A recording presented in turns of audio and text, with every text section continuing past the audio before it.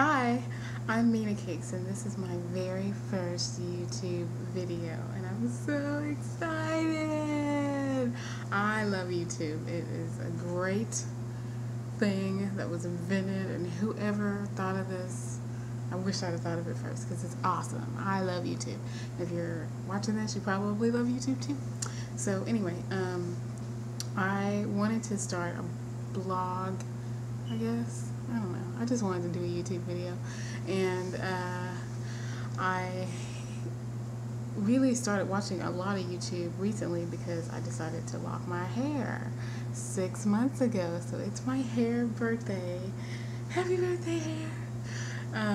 And what I found is that the best stuff I learned on YouTube.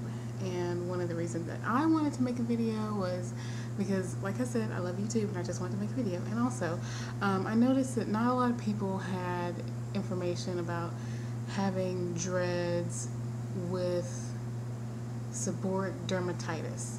I don't know if I said that right, but it's kind of like scalp psoriasis. And what happens is your scalp, it looks like dandruff, except it's really big, gross, greasy flakes of it. And your hair is, I think the way I understand it is your hair is regenerating, your skin is reproducing really quickly. So, you know, like you get this layer of skin and then it becomes dead because a new layer of skin underneath it is already starting to form. So, you know, like your whole scalp basically just kind of flakes out. So, you know, I just decided to just cut off all my hair, and I went natural for like 3.5 years, and then 6 months ago I said I'm going to dread my hair. And at first I was afraid, you know, because I wanted to lock my hair, and I would tell people, no, I'm not going to lock my hair. I was lying. I wanted to lock it. I just didn't think I could with my scalp because, you know, there's shampoos and stuff that you can buy to get the flakes off of your scalp, but then they're stuck in your hair. And when it was being permed, it was relatively easy to get them out. It's just that when I permed it, it was worse than when I stopped permed it. So when I stopped relaxing my hair, I noticed it wouldn't flake up as much, but it's still quite a bit. So I was afraid I would have all of this hair stuck in my locks, because when I went natural, it got better, but again, I could get the stuff off my scalp. Getting it out of my hair just took a little bit more work. So I decided, what the heck, I'm going to do it anyway. And I was all over the forums, and I found that there are other people who have it and have dreads. So I'm one of them, at least 6 months in, so I don't have like the big, long, fantastic dreads, but you know, my little babies they're coming along nicely. So here's a picture kind of you can see a little bit the dandruff and flakes in the front of my hair. It's really pronounced right in the front area, right there. So what I found works is baking soda.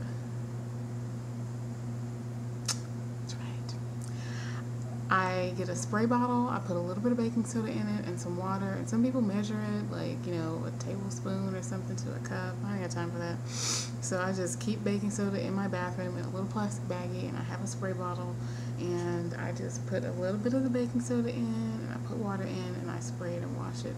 And I just did that now. I just washed my hair. It was really dirty. I have to do this maybe, if I really want to be good and do it like I should, probably twice a week, but I do it about once a week because I'm lazy. And here, you know, here's a little clip of me washing it earlier today. And as you can see, I just spray and I just scrub it and get it real good, and just try to lift up all the dirt and let the baking soda kind of dissolve all of the flakes on my scalp and in the dread. And I just spray it really good. It actually kind of lathers up. It's probably because it's so dirty, but That's what I do. Just really get it in there. Then rinse. This is the best thing that I found works so far. I mean, this is better than anything else I've tried. It's not perfect because I probably was in the shower for a good 45 minutes, and once I got out, there's still like a few flakes that I can see, like in the dread or like in the new growth, and those are, I just try to get them with the towel, but it's way better. It's way better than just shampooing your hair or anything else I've tried. I tried apple cider vinegar. That didn't do. I mean, I didn't really notice a difference. So far the baking soda is the only thing that's worked for me, and that's what I wash my hair with every week. Now I also have this right here. Can you see that? It is Neutrogena.